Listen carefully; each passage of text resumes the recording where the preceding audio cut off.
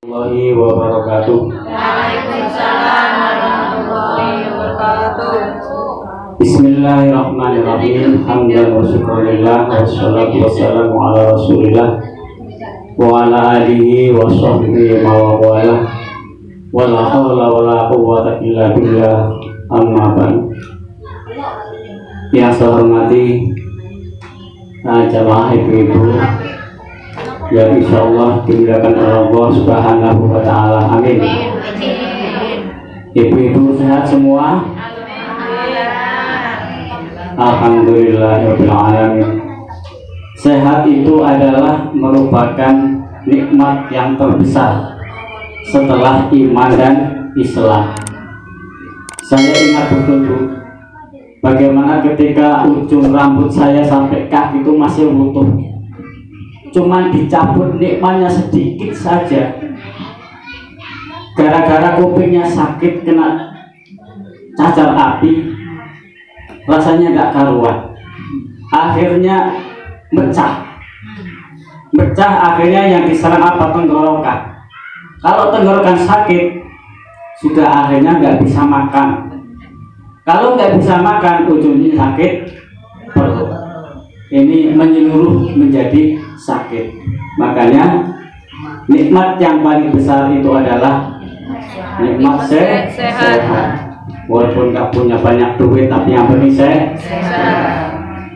Kalau banyak duit tapi nggak sehat, susah juga. Bismillahirrahmanirrahim. Antirillahumma qabrahul karim bi'alfin syadiyin bin sholatin wa taslim. Allahumma salli wa sallim wa barik alaihi. Wa awwalu man amana bihi minar rijali Abu Bakr sahibul khari wa siddiqiyah wa minas syibyani aliyya wa minan nisa'i khadijatul lati thabbatallahu biha qalbahu wa waqaf. Saya ini sebenarnya belum sehat betul.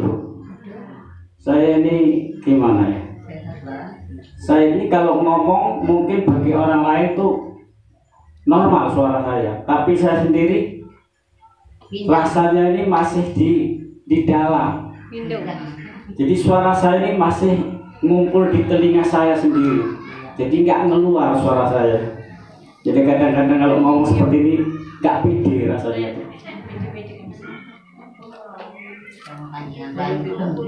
Bismillahirrahmanirrahim. Wa awwalu man utawi kawitane wong amanakan iman sapa man bi kelawan Kanjeng Nabi Muhammad sallallahu alaihi wasallam. Minari jari saking golongan pira-pira wong lanang tuwa iku Abu Bakar Siddiq sahibul khari kang duweni guna wasiddiqiyah lan kang duweni makom siddiq, makom teman. Jadi nggak pernah bohong. Jadi pertama orang yang beriman kepada Nabi dari golongan orang-orang lelaki yang dewasa, yang tua, ini adalah Abu Bakar Siddiq radhiyallahu anhu. Ketika Nabi Muhammad SAW selesai Mi'raj, beliau tuh bercerita. Ini kenapa tidak pernah diputar? Engkau. Pada desa lah, pakaian desa baru bikin apa menceritakan kepada sahabat Abu Bakar tentang yang dialaminya. Apa kata Abu Bakar Siddiq? Walaupun lebih dari itu saya langsung percaya. Kata beliau. Jadi Isra Mi'raj itu sepertiga malam dari Masjidil Haram ke Masjidil Aqsa, terus naik ke langit sampai bolak-balik sampai 9 kali. Itu diceritakan kepada Abu Bakar Siddiq. Kata Abu Bakar Siddiq jawabnya, Walaupun lebih cepat dari itu, saya percaya. Wa minasyibyani aliyun, wa minasyibyani lan saking golongane pira-pira bocah cilik iku aliyun ali. Wa minanisa ilan saking golongane pira-pira wong wadon iku Khadijatun Khadijah. Allah kang sabata kang netepaken sapa Allahumma Gusti Allah biha kalawan Khadijah qalbahu ing atine Kanjeng Nabi Muhammad wa waqahu lan reksa sapa Allah ing Kanjeng Nabi. Jadi yang dari golongan anak-anak ini adalah Ali, sahabat Ali bin Abi Thalib. Wa nisa, dan dari golongan orang-orang perempuan itu adalah Siti Khadijah, yang mana Allah menguatkan hati Nabi Muhammad dengan ketetapan Siti Khadijah sebagai istrinya. Jadi Siti Khadijah itu adalah seorang randa takwa yang kaya. Kalau zaman sekarang mungkin miliuner begitulah. Setelah menjadi istri dari Nabi Muhammad, maka seluruh hartanya, kekayaannya diserahkan kepada Kanjeng Nabi untuk berjuang agama. Jadi kalau perempuan yang hebat itu seperti Siti Khadijah. Jangan sampai kalau bapaknya minta duit untuk kepentingan agama dipersulit, Bu. Ibu nggih. Sampai nek bapake arep ngendi-endi malah dielingno, Pak nggawa duit nggo kas. Itu sampean tuh boro-boro diwehno kabeh kaya Siti Khadijah. Jadilah 5.000, 2.000, yang penting ikhlas. Ngasih 2.000 enggak ikhlas, 5.000, 10.000 yang ikhlas. Wa minal mawali lan saking piro-piro pamerdikan. Mawali itu seorang hamba tapi yang sudah dibebaskan, itu namanya mawali. Iku Zaid bin Harisah, yaitu Zaid bin Harisah. Wa minal ariqai lan saking golongane pira-pira budak iku Bilalun Bilal alladzi kang adzabahu kang ngelarani ing Bilal sapa Umayyah billahi krono belani agamane Gusti Allah. Jadi dari golongan orang yang sudah dibebaskan, budak-budak itu sudah dimerdekakan, yang pertama kali masuk Islam adalah bernama Zaid bin Haris. Kemudian dari para hamba itu adalah Bilal, yang mana Bilal ini banyak mendapat siksaan, selalu disakiti oleh orang-orang Quraisy, orang-orang kafir. Kenapa? Karena membela Nabi Muhammad. Itu gara-garanya. Itu dalam keadaan masih menjadi budak, menjadi hamba sahaya. Wa aulahu paulahu Abu Bakrin minal itqi ma aulah. Wa aulahu lan paring nikmat ing Bilal sapa maulahu bendarane Bilal. Rupane Abu Bakar Siddiq minal dinyatane merdekaaken ma aulahu kang paring sapa Abu Bakar ing Bilal. Jadi karena itu merupakan hambanya, budaknya yang sudah masuk Islam, disakiti terus oleh orang-orang Quraisy saat itu, maka Bilal ini langsung dimerdekakan oleh Abu Bakar. Summa aslama nuli manjing Islam sapa Utsman wa Sa'idun Sa'id wa Sa'idun Sa'id wa Talhatun lan Talha wa Banu Aufin lan anak lanange Bapak Auf wa ibnu ammihi lan anak lanange bibi Kanjeng Nabi Muhammad sallallahu alaihi wasallam rupane Sofia.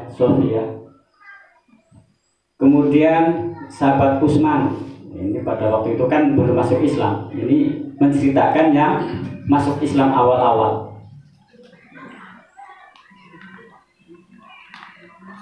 Kemudian masuk Islam yaitu sahabat Utsman, sahabat Sa'id, Tolha, dan Ibnu Auf. Ini namanya anak lananya Pak Auf yang bernama Abdurrahman.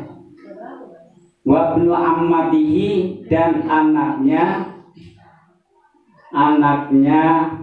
bibiknya Kanjeng Nabi yang bernama Sofia. Jadi Sofia itu bibiknya Kanjeng Nabi Muhammad sallallahu alaihi wasallam. Lah anak lanangnya itu siapa? Namanya Zaid. Wa khairuhum lan liyane mengkono-kono mau kabeh mimman nyatene wong anhalahu kang paling inum ing man sapa Siddiqu kan sahabat Abu Bakar Siddiq. Rahiqat tasdiqi ing sifat tasdik kang den supaaken minuman kang bening. Wasaqahu tegese ngilumi sapa Abu Bakar Siddiq ing man. Jadi setelah itu semua masuk Islam, menyusul yang lain-lain pada ikut masuk Islam. Siapa mereka? Ini kata-kata di sini adalah bukan kata-kata yang aslinya, maksudnya sudah dirubah. Anhalu kang ngilumi ikma, orang-orang yang sudah diminumi oleh Abu Bakar Siddiq. Itu artinya orang-orang yang sudah didakwai begitu. Jadi setelah mereka masuk Islam, orang-orang yang sudah didakwai oleh Abu Bakar Siddiq ini juga pada ikut masuk Islam, itu maksudnya. Wa masalat lan ora kisir-kisir, ora leren-leren. Apa ibadatuhu, ibadai Kanjeng Nabi Muhammad sallallahu alaihi wasallam. Salam ko paring rahmatatin sapa Allah sallallahu alaihi Kanjeng Nabi wasallam lan paring keselamatan. Washabuhu lan berpero sahabat Kanjeng Nabi mahfiyatan. Iku mahfiyatan hale sama-sama. Jadi pada saat itu keadaan masih sangat genting, masih sangat gawat. Orang-orang yang biasa menyembah berhala kemudian disuruh masuk Islam untuk menyembah Allah. Betapa sulitnya, akan merubah suatu akidah, keyakinan yang sudah mendarah daging. Sampai umpamanya sekarang ada nabi lagi, kira-kira sampai sudah yakin mendarah daging bahwa Allah pengiran kita, Nabi Muhammad Nabi kita. Kemudian ada orang mengaku aku jadi nabi, kira-kira berat enggak? Berat. Sama seperti zaman dulu itu orang-orang sudah meyakini sebagai patung-patung adalah Tuhannya, disuruh menyembah Allah yang tidak kelihatan, yang mereka sangat berat. Karena itu, karena saking beratnya, maka dakwahnya Nabi Muhammad itu secara sembunyi-sembunyi. Jadi tidak henti-hentinya Nabi dan para sahabat berdakwah secara bersembunyi. Betapa tidak, yang namanya yang namanya sahabat Umar pada waktu itu belum masuk Islam. Kapan ada orang adzan terdengar oleh dia, itu langsung dicari di mana tadi ada orang adzan. Kalau ketemu langsung dipegang, disuap mulutnya. Ini orang yang sangat gawat yang namanya sahabat Umar pada saat itu.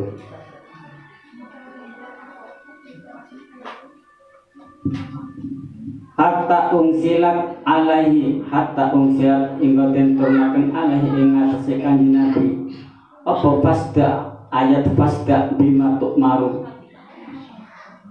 Bajaharon nuli ngedeng terang-terangan sapa Kanjeng Nabi bidua il khalqi kelawan ngajak makhluk ilallahi maring nyembah Gusti Allah. Jadi awalnya itu secara sembunyi-sembunyi, tidak berani terang-terangan, ngomong dengan orang yang sudah cocok aja. Kalau yang belum cocok jangan diajak ngomong. Ada pilihan kades, orang yang belum tentu milih ke sana diajak ke sana. Nah, nanti ribut jadinya. Sampai diturunkan ayat kepada beliau, yaitu ayat fasda bima tu'mar. Hai Muhammad, berterus teranglah kamu apa yang telah diberitakan oleh Tuhanmu. Jadi suruh sholat ya sholat, suruh zakat zakat, dan seterusnya. Walam yab'ud minhu, walam yab'ud lan ora atau minhu sang Kanjeng Nabi, sapa qaumuhu kaum Kanjeng Nabi, hatta aba singgo nyela sapa Kanjeng Nabi alihatahum ing berhalane kaum, wa amar lan perintah sapa Kanjeng Nabi birofdima kelawan ninggal barang siwal wahdaniyati sakliyane Gusti Allah kang duweni zat wahdaniyah. Jadi pada saat itu Nabi kan terkenalnya sangat ini pas keringetan, pas minumnya ngeluar. Sampan yang datang duluan belum minum. Sudah.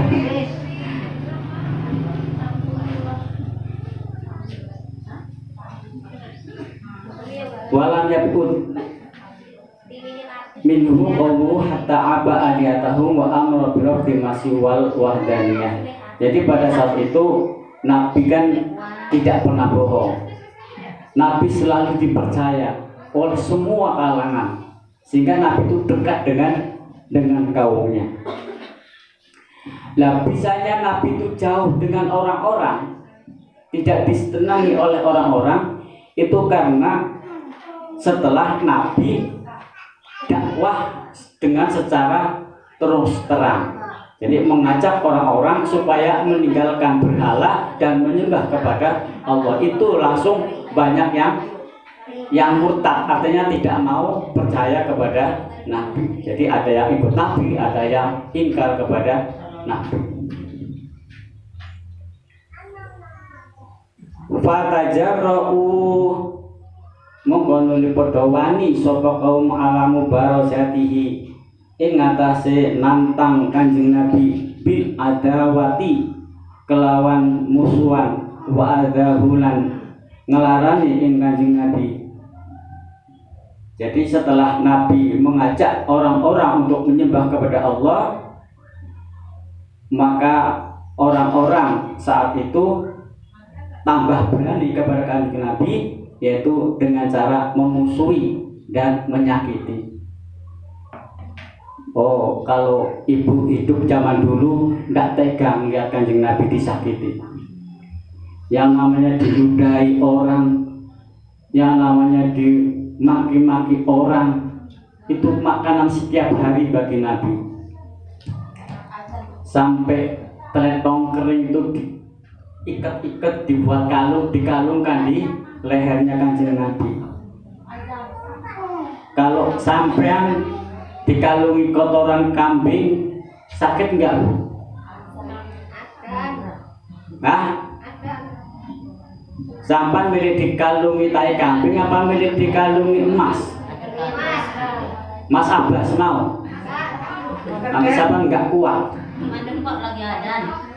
Mandek lagi ada. Apa? Wastada lan dadi banget alam muslimin ing atase pira-pira Islam apa albala ucuba bilahi bahajaru mengkutuni padha hijrah sapa Kanjeng Nabi lan para sahabat bisa nate khamsin ing dalem taun kaping 5 ilan nahiyati mari perjajahan an-najasyati kang basa najas.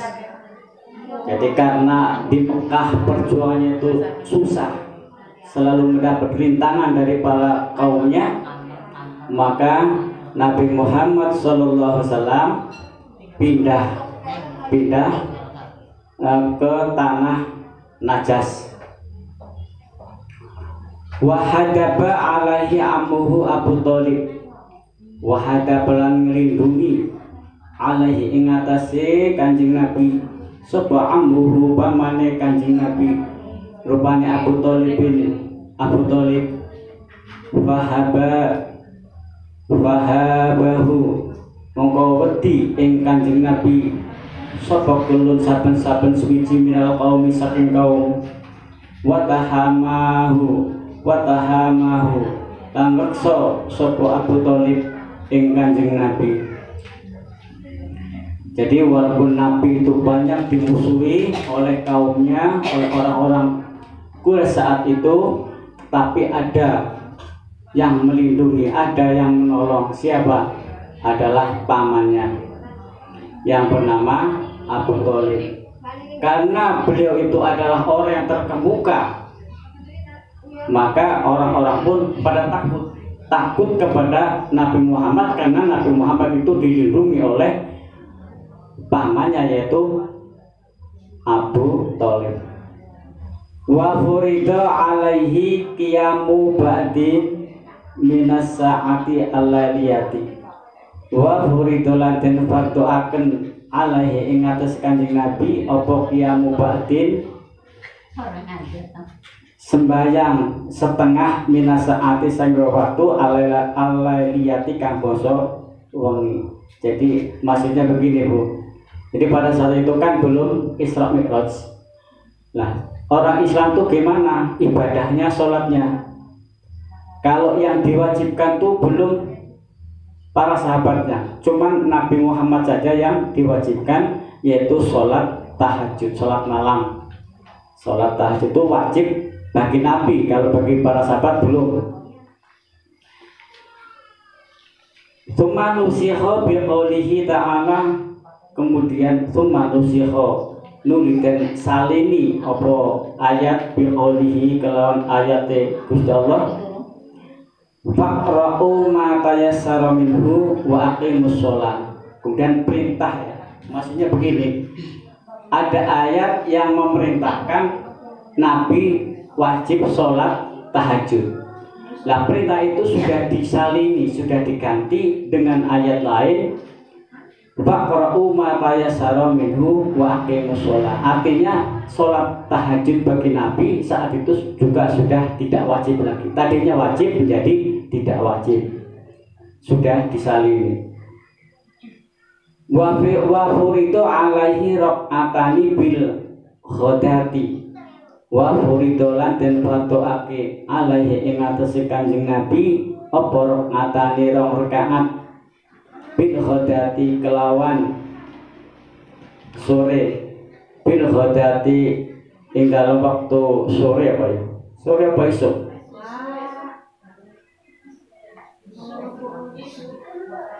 Wa furidolan den wajibaken alaihi ing atas Kanjeng Nabi apa raq'atani rong rakaat bil ghadati ing dalam waktu esok, wa raq'atan rong rakaat bil asyiyati ing dalam waktu sore. Jadi setelah sholat tahajud itu diwajibkan, kemudian dinusah, dihapus, kemudian diwajibkan bagi Nabi sholatnya dua rakaat pagi dan sore. Jadi pada saat itu belum ada sholat subuh, duhur, asar dan sore, belum ada. Jadi Nabi khusus diwajibkan sholat pagi 2 rakaat, sore 2 rakaat. Summa nusikha bil ijabis sholati, summa nusikha nuli dan salini bi ijabis sholawati kelawan majibakan sholat. Pira-pira sholatnya. Summa nusikha nuli dan nusah bi ijabis sholawatil khamsi kelawan majibakan sholat 5 waktu bi lailati masrohu ing dalam wengine Isra'e Kanjeng Nabi. Nah, kemudian dinusah lagi, disalini ya. Maksudnya yang sholat tahajud sudah tidak wajib lagi. Terus tadi yang 2 rakaat pagi dan sore juga tidak wajib lagi. Nah, selesainya kapan? Ketika Nabi Muhammad SAW diangkat, dipanggil menghadap kepada Allah, yaitu pada peristiwa Isra dan Mi'raj. Nabi didhawuhi, diperintah untuk menjalankan sholat 5 waktu, yaitu sampai hari ini yang sekarang kita umpatnya harus melakukan. Jadi intinya yang namanya Isra Mi'raj itu hanya pada pokoknya menjalankan sholat 5 waktu Nabi Muhammad dan umatnya. Wa matalan mati, wa matalan sedo sopo Abu Thalib bin nisfi Syawalin ing dalem setengah bulan Syawal, tanggal setengah bulan Syawal min asyiril bi'tsati saking 10 tahun kautuse Kanjeng Nabi. Wa adumat lan agung bimoti sebab ninggale Abu Thalib apa arwasiatu bala piloro atau coba. Jadi ketika tanggal setengah bulan Syawal tahun 10 terhitung dari Nabi diangkat, Nabi Muhammad diangkat menjadi Nabi, wafatlah Abu Thalib. Nah, Abu Thalib ini orang yang sangat mencintai kepada keponakannya, yang sangat melindungi. Begitu beliau meninggal, betapa sedihnya Kanjeng Nabi. Jadi kalau ibaratnya orang sudah tidak punya ayah, tidak punya ibu, biasanya hanya dengan mamangnya. Tapi mamangnya sudah meninggal pula. Dengan siapa lagi? Ngatik untuk tempat mengadunya.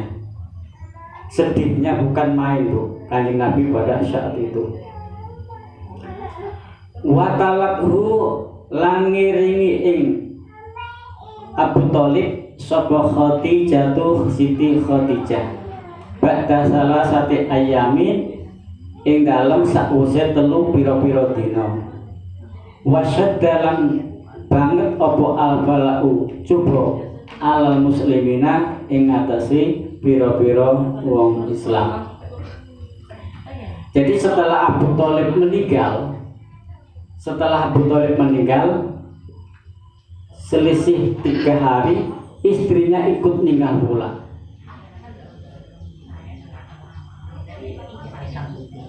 Jadi ketinggal pamannya saja ini sudah merupakan satu pukulan yang sangat berat. Kemudian masih ada satu yang untuk saling curhat, untuk mengadu, yaitu istrinya yang bernama Khadijah. Tapi 3 hari kemudian istrinya juga ikut meninggal. Wasyadda, di sini disebutkan wasyadda al-bala ala muslimin. Jadi tambah berat, orang-orang Islam itu semakin terpukul karena orang-orang yang ditakuti oleh orang-orang kafir saat itu sudah berkurang, terus banyak yang meninggal. Makanya orang-orang Islam pada saat itu sangat sedih ya, karena sudah banyak kehilangan tokohnya. Wa'auqat lan nibahaken sapa Quraisyun wong Quraisy, orang-orang kafir Quraisy di keluarga Nabi sallallahu alaihi wasallam kula aziyatin ing saben-saben piloro. Jadi segala rekayasa bagaimana biar Nabi itu berhenti untuk mengajak orang menyembah Tuhan, bagaimana biar Nabi tidak mengajak orang-orang seperti ini, bagaimana biar Nabi itu tidak melarang orang-orang Quraisy saat itu menyembah berhala. Pokoknya dengan segala cara dilakukan, yang menghina, yang menyakiti, sebelumnya segala macam usaha itu dilakukan oleh orang-orang kafir. Saking kuatnya orang-orang kafir menyakiti, Nabi enggak kuat. Akhirnya Nabi diperintah untuk berhijrah. Wa amalan nejo sapa Kanjeng Nabi atau ifa ing tanah Taif. Ya da'u hale aja-aja sapa Kanjeng Nabi Saqifan ing kaum Saqif. Falam yuhsinu mongko ora nyembadani ora bagusi sapa kaum bil ijabati kelawan nyembadani kirahu ing suku kirahu suguhane Kanjeng Nabi. Maksudnya begitu Kanjeng Nabi datang ke tempat orang-orang Taif sana, kaum Taif, Nabi tidak disambut dengan kebaikan, tapi disambut dengan maki-makian. Bertamu bukan malah diperbaiki, tapi malah dihina.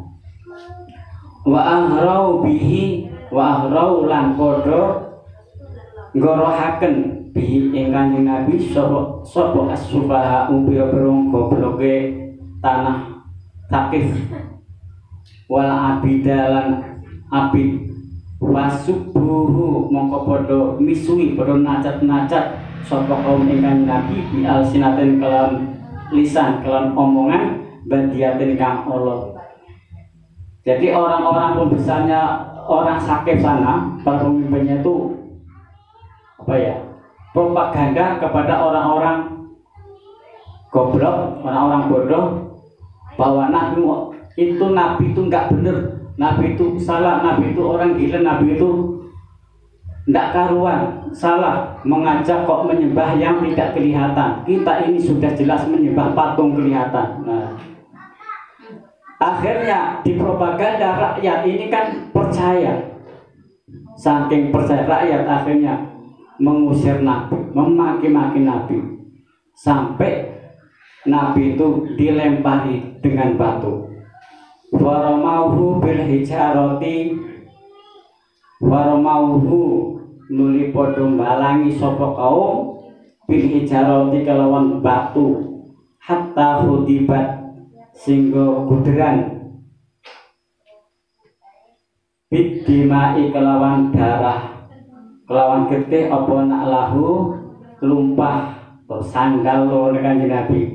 Jadi saking gentingnya kaum pada saat itu Nabi dimaki-maki, dilempari pakai batu sampai benar-benar terkena lemparan kakinya dan berdarah sampai sandalnya tuh banyak darahnya, guder, tahu guder, sampai guder darah.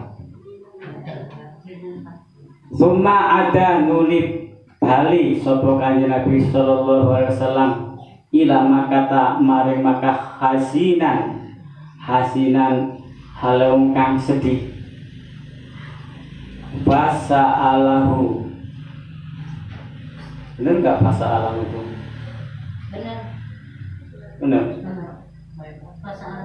Basa alahu nuli nyuwun ing Kanjeng Nabi sapa malakul jibal, malaikat kang jaga pira-pira gunung fi ihlaki ahliha ing dalem merusak ahli kaum Saqif. Gabil usbiyah. Kemudian setelah di Saqif ya, di tanah Saqif itu ditolak oleh kaum sana, kemudian dilempari batu sampai berdarah, pulang ke Mekah, balik lagi. Betapa sedihnya, sudah di Mekah disakiti orang, kemudian pergi, kemudian balik lagi. Kayak apa orang-orangnya di Mekah? Magakno aja lunga kene wae. Aja lunga kene wae. Saking bingungnya Kanjeng Nabi, tapi malaikat maut, malaikat yang menjaga gunung menawarkan jasa kepada Nabi. Nabi, tidak usah sedih. Bagaimana kalau aku sebagai malaikat penjaga gunung, akan aku angkat gunung itu, akan aku hancurkan kaum itu dengan gunung. Tapi Nabi Muhammad tidak seperti itu mudahnya menjawab. Faqala inni arju ayyukhrijallahu min aslabihim mayyatawallahu. Ditawari oleh malaikat penjaga gunung agar kaum itu dilempar dengan gunung biar mati semua. Jawabnya Nabi, jangan, gak usah, kasihan mereka. Saya masih berharap bahwa dari keturunan mereka nanti ada orang-orang yang mau masuk Islam. Jadi sangat hebatnya lah akhlaknya Kanjeng Nabi. Disakiti yang segala macam pesakitan dengan macam-macam makian, tapi Nabi tetap bersabar, tidak pernah punya dendam.